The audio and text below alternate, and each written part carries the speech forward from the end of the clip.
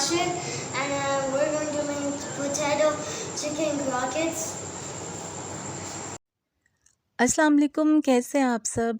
आज हम आपके साथ रेसिपी शेयर करेंगे। बहुत ही टेस्टी, बहुत ही मज़ेदार पोटैटो चिकन क्रॉकेट्स हम बनाएंगे।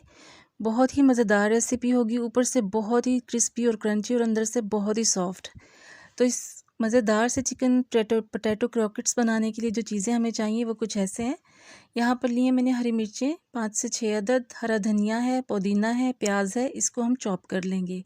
आप मिर्चें अपने टेस्ट के हिसाब से कम ज़्यादा भी कर सकते हैं। हाफ़ टी स्पून कुटी हुई लाल मिर्चें ली है मैंने, हाफ़ टी स्पून नमक का है, half tea spoon black pepper है और थोड़ी सी मेरे पास ओरिगेनो है तो डाल लें वरना ऑप्शनल है। एक शिमला मिर्च है जिसे मैंने बिल्कुल बारीक चॉप कर लिया था। आधा किलो ये आलू हैं जिन्हें मैंने उबाल लिया था और मैश कर रहे हैं हम। ये मेरा भांजा है मोहम्मद आशिर, मेरे साथ इसको रेसिपी बनाने का बहुत शौक़ था, तो पहले भी ये मेरे साथ होता है। तो आज इसका दिल चाह रहा था कि मेरे साथ ये कुछ ना कुछ हेल्प करे, तो बस हम दोनों लगे हुए थे। अब इन सब मसालों को, ये मिर्चें, पुदीना, हरा धनिया, इसको मैं बारीक चॉप कर लूँगी और प्याज को। और चिकन मेरे पास है 1 पाव से थोड़ा सा ज़्यादा था ये बोनलेस। इसको मैंने सिर्फ नमक डाल के उबाल लिया था, इसके अलावा कुछ भी ऐड नहीं किया। और इसके बस हमने ऐसे मोटे मोटे से रेशे कर लेने हैं, बिल्कुल बारीक नहीं करना, ज़रा मोटा मोटा इसको श्रेड कर लेंगे हम। तो कोई छोटा मोटा छींछड़ा या हड्डी आ जाए तो बस उसको अलग कर दें आप। वैसे तो बोनलेस चिकन था ये, आप चाहें तो बोन्स के साथ भी ले सकते हैं, बाद में उसे ऐसे अलग कर सकते हैं। तो बस पोटैटो हमने मैश कर लिए थे अच्छे से। अब हम इसमें इंग्रेडिएंट्स मिला लेंगे। बहुत ही सिंपल इंग्रेडिएंट्स के साथ ये बहुत ही टेस्टी रेसिपी बन के तैयार होगी। आधा किलो आलू थे, इन्हें मैश कर लिया था, उसमें मैंने चिकन ऐड कर दिया, 1 पाव से थोड़ा सा ज़्यादा था। एक शिमला मिर्च वो बारीक चॉप की हुई ऐड कर दी। हरा मसाला जो हमने चॉपर में बारीक पीस के रखा था वो इसमें ऐड कर दिया है। और ये स्पाइसेस, कुटी हुई लाल मिर्च, काली मिर्च, नमक और ओरिगेनो वो इसमें हम ऐड कर देंगे। और बस इन सब मसालों को हम अच्छे से मिक्स कर लेंगे। इन सब चीज़ों को अच्छी सी इसकी बाइंडिंग हो जाएगी।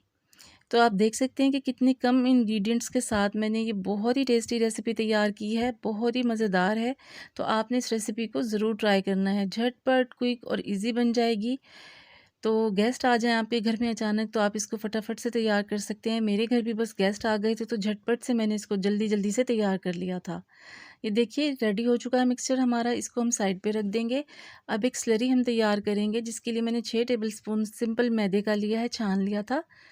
इसमें थोड़ा-सा नमक ऐड करूँगी टेस्ट के हिसाब से, थोड़ी-सी काली मिर्चें ऐड करेंगे और कुटी हुई लाल मिर्चें। आप अपने टेस्ट के हिसाब से ये तीनों चीज़ें ऐड कर सकते हैं इसमें। और अब हम इसमें थोड़ा-सा पानी डालेंगे, इतना कि ये एक पतली-सी अच्छी-सी हमारी स्लरी रेडी हो जाए। बहुत ज़्यादा पतला भी ना और बहुत गाढ़ा भी नहीं होना चाहिए, ताकि अच्छी तरह से इसमें हमारे क्रॉकेट्स जो हैं वो कोट हो जाएँ। अब पोटैटो की हम क्रॉकेट्स रेडी कर लेंगे। ये देखिए सिंपल सी इसकी शेप है, बहुत ही ईज़ी है। ऐसे इसको लेंगे और एक थोड़ा-सा लंबाई में हम इसको बना लेंगे। क्रॉकेट्स हैं तो इसकी शेप यही जाएगी, लेकिन अगर आप चाहें तो इसे कटलेट्स की तरह कबाब की शेप भी दे सकते हैं, इसमें भी कोई इशू नहीं है। तो हरे मसाले के साथ इसको मैंने रेडी किया है। तो ये देखिए सारे मैंने रेडी करके रख लिए हैं। अब यहाँ पे मेरे पास ये स्लरी है मैदे की जो हमने तैयार की थी। अच्छा, जिनको अंडा पसंद हो ज़्यादा वो भी कर सकते हैं। अंडा लेके ये स्लरी ना बनाएं तो अंडे में डिप करें और फिर इसको इस तरह से ब्रेड क्रम्ब में डिप करके अच्छी तरह से कोट कर लें। हर तरफ से अच्छी तरह से ब्रेड क्रम्ब्स लग जाने चाहिए।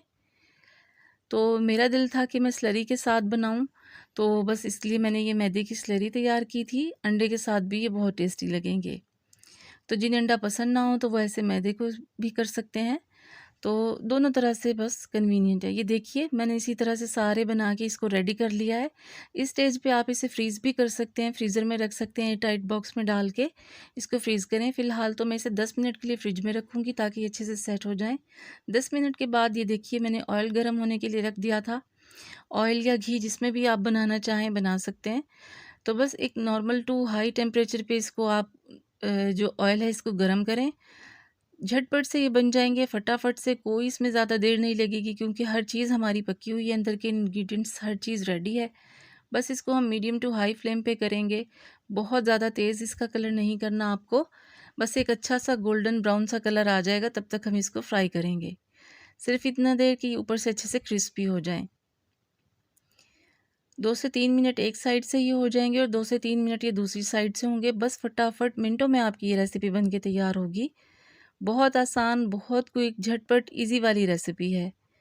तो इसी तरह से आप इनको बना के फ्रीज़ कर सकते हैं। अचानक से कोई भी मेहमान आ जाए तो फटाफट फ्रीज़र से निकालें और इनको फ्राई करके आप सर्व करें।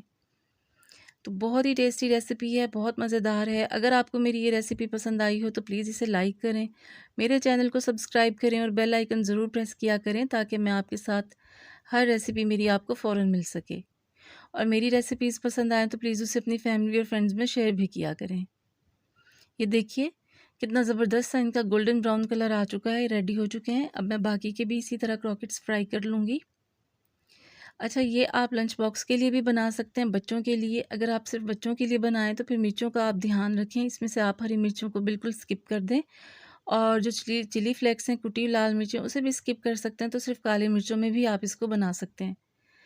तो मैं तो गेस्ट आए थे इसलिए तैयार कर रही थी, तो बिल्कुल इसमें मैंने सब चीज़ों को ऐड किया है।